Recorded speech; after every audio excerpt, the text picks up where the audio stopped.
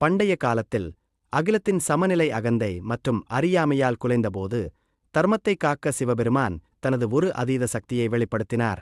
அந்த சக்தியிலிருந்து தோன்றியவரே பைரவர். பைரவா கோபத்திலிருந்து தோன்றியவர் அல்ல, அகில பொறுப்புணர்ச்சியிலிருந்து உருவான தெய்வ வடிவம்.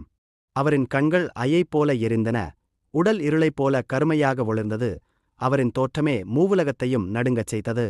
ஆனால் அந்த பயமூட்டும் வடிவத்தின் பின்னால் ஆழ்ந்த கருணையும் பாதுகாப்பும் இருந்தது. ஒரு காலத்தில் தேவர்களிடமே அகந்தை மேலெழுந்தது. உலக ஒழுங்கு சீர்குலையத் தொடங்கியது. அப்போது பைரவா அகிலத்தின் சந்திப்பிடத்தில் தோன்றி தன் கர்ஜனையால் மாயையும் பயத்தையும் சிதைத்தார். தீய சக்திகள் சிதறி ஓடின. தர்மம் மீண்டும் நிலைநிறுத்தப்பட்டது.